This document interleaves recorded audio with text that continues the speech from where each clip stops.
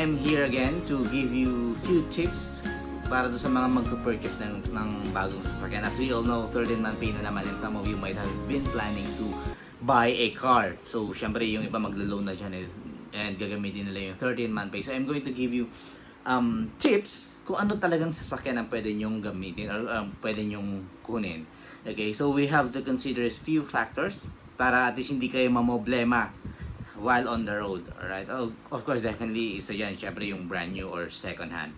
Okay, pero dahil sa nag-iipon kayo ng 13-month pay and alam niyo naman kung ano, alam ko naman kung ano yung mga narinig niyo about second hand cars, so let's focus on the brand new ones. Okay, so we're going to consider the brand, fuel consumption, availability of spare parts, customer service, and so on and so forth. So I will also be mentioning at least 10 brands na I wouldn't be mentioning those elite brands anymore. So let's focus on brands that are actually affordable for madlang people, for madlang Filipinos. Alright? Let's assume that you already got your 13-month pay and you're already considering, of course, using that as a down payment. So definitely we're all considering the low down payment. That's actually the promos of the car manufacturers at the moment. Actually, yan na talaga yung trend every December, or at least from time to time. Okay, but you also have to consider that a low down payment means a bit higher monthly amortization, and you also have to consider your monthly salary if you can really afford to pay the monthly amortization. Usually, may mga sasakyan, yung mga sedan ngayon, maliban sa mga maliliit like Wigo, Mirage, usually yung mga sedan ranges from 16 to 17,000 or 15 to 17,000 per month. So make sure that you can actually afford it. Right, so let's start in actually naming the brand. So kung sino ba sila sa market, sa automotive industry, sino ba sila sa mga tao, sa mga consumers, especially sa inyo or sa atin na mga nabibili ng mga sasakyan, at kung anong klaseng sasakyan ba meron sila sa market. Let's start from Toyota. I will just be probably naming those sedan brands, okay? In my next video, I will be naming yung mga SUVs para naman to sa mga, of course, sa mga afford bumili ng SUVs. Okay, let's start from Toyota. We have the Toyota Vios. So, maraming variant yung Toyota Vios. We have 1.3 EG, 1.5, and so on and so forth. But, sino ba si Toyota sa market? Definitely si Toyota, meron na silang proven brand name in the market. And many people say, and ako, I have owned a Toyota brand as well. I own the Toyota Vios 1.3E automatic. Okay? And I could say na mabilis ang service ng Toyota. In fact, they do have 1 hour express change oil, something like that. Okay, but in terms of using the Toyota Vios, it's very smooth. It's actually very smooth, napakaganda niya. Okay, and well, para lang segue lang, I have driven several cars already, and I have owned at least 4 brands of cars. I have owned Toyota. My very first car was in Mitsubishi. I've driven a Chevrolet. I've driven a Toyota Honda City, and so on and so forth. I've driven a Montero, I've driven a Fortuner, and so on and so forth. Alright guys, let's just focus on a few factors that may affect you as the buyer in buying your very own dream car. So let's focus on the fuel consumption, spare parts availability, and performance of the car. Let's start with Toyota. Now, sa Toyota Vios. Okay, dun muna tayo sa Toyota Vios 1.3. Okay? Syempre, in terms of fuel consumption, napakatipid niyan. Ranges around city driving, around maybe 12 to 14. Actually, it's actually very similar with Mitsubishi. Parang 12 to 14 kilometers per hour city drive. Yung highway drive ranges around 22 kilometers per hour. Okay, that's the fuel consumption. In terms of spare parts availability, everybody knew na napaka dali lang kumuha ng parts ng Toyota. Okay? Kahit sa kasa, you don't have to wait for long, right? Unlike kapag nabangga ka, tapos nilagay mo yun sa kasa, you have to wait for 1 to 2 months before talaga ma-repair because of the availability of the part that will be delivered from, from the warehouse hanggang sa store ng dealer. Okay? So, napakadali lang ito. So, in terms, kung gusto niyo ng, halimbawa, nabangga kayo or what, I guess, I suggest Toyota. Okay, let's jump to Mitsubishi. Ang sedan ng Mitsubishi is Mirage G4. That's actually my very first car. Mitsubishi Mirage G4 GLS, pero manual yon. I owned a Toyota Vios 1.3e pero automatic. Okay, and the difference between, of course, my first car was a manual. Nung na-experience ko yung automatic, ayoko nang bumalik ng manual. And you know what I mean, right? Napaka-efficient ng automatic sa sa traffic, especially here in Manila. Napaka efficient nito. So ayoko na mag-manual ever.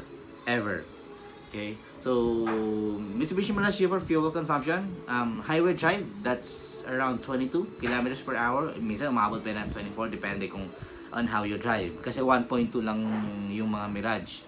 Actually, yung mga Mirage. Kahit yung hatchback. Okay?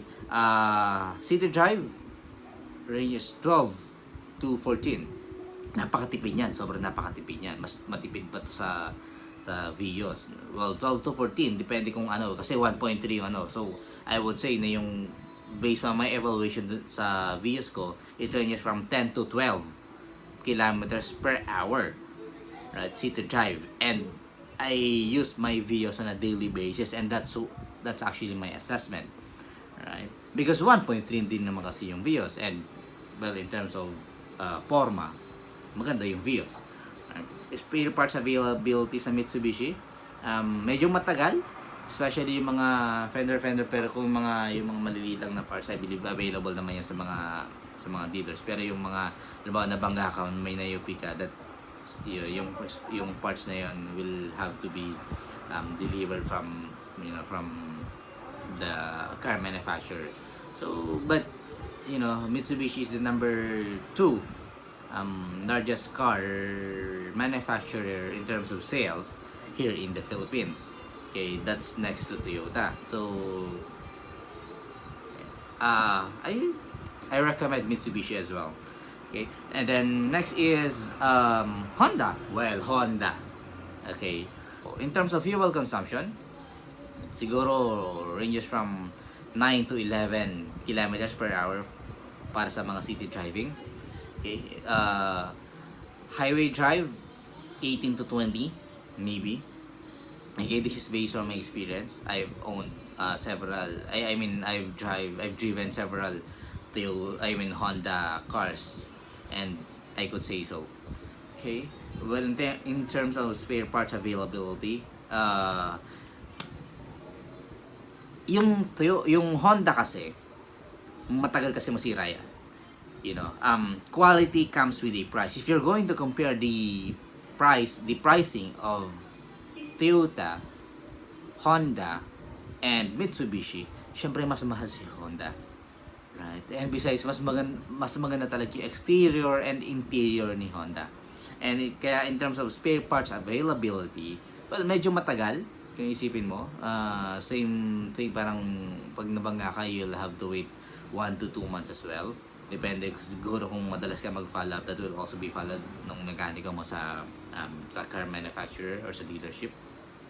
So, pero in terms of the quality, like what I mentioned earlier, quality comes with a price. Napaka-quality ng sasakyang Honda, right? So matagal talaga silang masira. Performance, oh my god, napakatahimik ng makina. Napaka-smooth ng drive, smooth shifting. Okay? Whether you're kahit anong I've driven a Jazz, Honda City, Honda Civic, CRV. Napakatahimik, napakaganda talaga ng Honda. Next is Chevrolet. Well, in terms of fuel consumption, well, I could say na medyo malakas ang kumain ng gasolina itong Chevrolet. I've I owned actually Chevrolet Optra. That's 1.6. The big, probably because 1.6 din yan, pero hindi.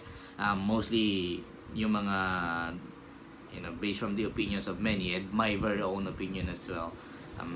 Buying an American car, na medyo, well, spare parts availability, meron naman yan. Actually, halos lahat naman ng sasakyan, mabibili mo naman talaga yung spare parts sa Banawe. May mga genuine dyan, may mga surplus, right? Pero kung sa kasa ka kasi bibili, minsan they have to order that from the car manufacturer. That makes the waiting time too long, right? But meron actually mga dealers na available yung mga parts na yan. Chevrolet, merong online store na halos lahat ng parts sa Chevrolet is mabibili mo. Pero I would say in terms of the spare parts, medyo mahal yan. Mahal yan together with Ford. In terms of, well, actually before napakalakas talaga ng fuel consumption ng Ford. Right? Ford Focus, Ford the other one, the sedan. I forgot the name. Pero medyo malakas yung fuel consumption. Okay? Tas in terms of parts availability, medyo mahirap din. Pero always remember guys, meron tayong tinatawag na Banawe. At sa Banawe, halos lahat ng parts na bibili mo ay kailangan mo lang talaga magtiyaga maghanap. Pero it's all in there. Right? Mahirap lang hanapin yung parts kapag saka-saka kasi they have to order that from the car manufacturer that will take, that will make the waiting time like 2 weeks up to 1 month bago pa magawa yung sasakyan mo. Pero if you're just going to buy it sa Banawe, it's there as long as you have the price, and besides it's cheaper, and yung mga yun authentic din, I mean genuine parts din, right? You just have to make sure that it's really genuine. Okay, you have to bring some, probably your own mechanic to check if it's really a genuine part or not. Let's proceed with Nissan, I guess. Nissan, matipid din naman sa gas ang Nissan, parang kasing range siya ng Honda, in terms of fuel consumption. In terms of spare parts availability, napaka rin naman kasi yung customer service ng Nissan is maganda rin naman. Diyan yan. Wala tayong problema in terms of spare parts availability. You just have to be friendly with your mechanic dun sa kasa para at least ma-order or ma-follow up lagi yung spare parts mo. Lagi naman yan ganyan. And again, there's Banawe. Performance, ang pinakamaganda sa Nissan is napakalakas ng aircon nila. Yun naman yung ikinaka-proud, or actually even para sa mga may-ari na ng Nissan cars, Nissan Sentra for example. So malakas, maganda yung aircon nila kahit luma na. Okay? Next is Mazda. Well, inside and out, napaka-elegant ng Mazda na to. Alright. Depende actually sa model mo, pero medyo malakas din sa gas ang Mazda. Okay? Pero hindi siya kasing lakas ng Chevrolet na naranasan ko. Okay? Besides, the interior and the exterior of Mazda is really quality. It's actually very similar with Mitsubishi na parang all-in package na yan. Right? Hindi tulad ng ibang parts na parang kailangan mo mag-upgrade para ma-reach mo yung certain variant. Next is Hyundai. We have Hyundai Accent. Right? Hyundai Accent matipid na siya. Besides, meron talagang Hyundai Accent na diesel, pero what I'm talking to you guys about this list, about this video is just yung para sa mga gas lang. I don't actually suggest buying siguro kung SUV yan, siguro you can buy a diesel engine. Pero ito gasolina lang tong dinidiscuss ko dito. So, Hyundai matipid din to. Despite 1.6, right? Kaya yung mga ganyan, or usually yung mga Hyundai Accent 1.4 yan. Matipid to. Matipid. In terms of arangkada, napakaganda rin, napakaganda. I've driven Hyundai Accent and Hyundai Elantra before. Okay, napakaganda ng performance. And fuel consumption is maganda. Hindi nga lang siya kasing tipid ng Toyota at saka ng Mitsubishi. Pero similar probably with Mazda and Honda. So same thing. In terms of spare parts availability, I don't really have any first-hand experience yet. But if you would notice, marami naman talagang mga car dealership ng Hyundai. So I don't know, but kasi may mga kapitbahay ako who owned a Hyundai. Mabilis lang din naman. So I believe, and they always talk about the customer service of a Hyundai personnel as actually superb. And actually, I'm as a car owner, I'm very actually napaka in terms of customer service, isa yan sa mga pinaka tinitinan ko, kahit not just for car manufacturers and so on and so forth, but in almost all industries, isa yan sa mga yan. And then I guess the last one would be SsangYong. I'm not supposed to include SsangYong, but there are actually few people here who have known SsangYong. Kasi I'm a big fan of Top Gear, and prior to buying actually those cars I have, I tried to read Top Gear's review first. Okay? And I once parang back in 2015 or 2016, isa sa mga issue ni Top Gear, sinasabi niya na yung SsangYong is beauty is in the eye of the beholder, because the design of SsangYong is a bit peculiar compared to the cars we have at the moment. Pero ngayon, yung SsangYong, sumasabay na sila sa market. Besides, they recently launched in their very own SUV, right? But I mean SUV, their very own pickup truck, right? Which is good.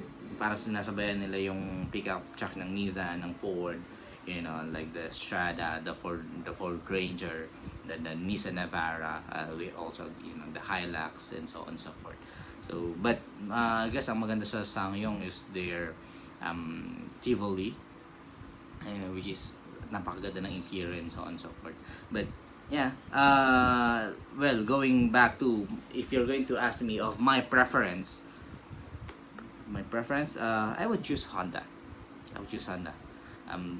Like what I mentioned, quality comes with a price, and among all the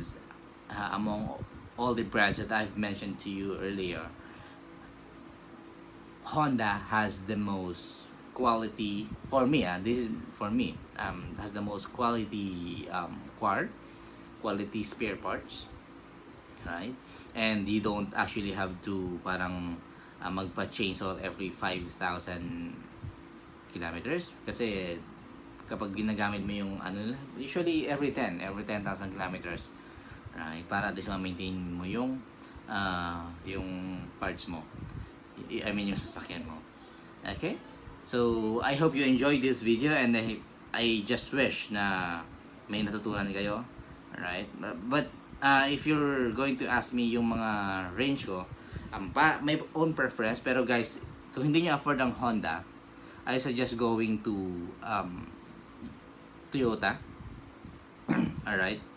Pero kung medyo maliit pa yung budget nyo, pero magkakalapit lang din naman kasi ang presyo ng mga yan eh. I go for Mitsubishi. Okay? Honda, Toyota, and Mitsubishi. Kahit alin yan. Hindi rin naman ako mapapaya sa inyo. Okay? Hindi kayo magkakaproblema sa inyong sasakyan. Because I trust these brands. Okay? Not because I don't trust the brands that I've mentioned to you earlier, aside from those three, but I have my own preference. And those things, I mean, my preference is also what I suggest to you guys. Ilabas ko binanggit yung Honda at Toyota at Mitsubishi. Sana magkaroon naman ako ng sponsor from them. Alright? So, if you like this video, guys, please feel free to subscribe, and I will be giving you more tips about life, about everything. Okay? So, don't forget to hit the like button, and that's it. Thank you.